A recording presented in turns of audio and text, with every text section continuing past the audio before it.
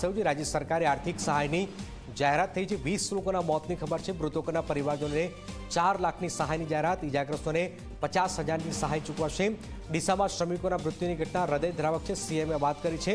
દુઃખની ઘડીમાં મૃતકોના સ્વજનો સાથે મારી સંવેદના છે, સીએમએ આ વાત કહી છે।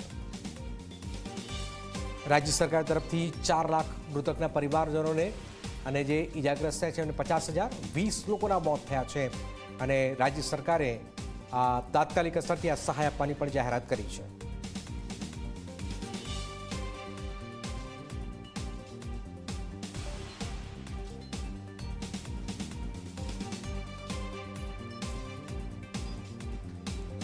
તો રાજ્ય સરકારે આર્થિક સહાયની આ જાહેરાત કરી છે, જેમાં જે 20 લોકો જે છે મૃત્યુ થયા છે। આપ જોઈ રહ્યા છો કે 4 લાખની સહાય અને ઇજાગ્રસ્તો છે તેમને 50,000ની આ સહાય ચૂકવશે રાજ્ય સરકાર। હાલાકી અનેક સવાલો હાલમાં સામે આવી રહ્યા છે કે કોની રહેમ નજર હેઠળ આ ફેક્ટરીઓ ધમધમી રહી છે।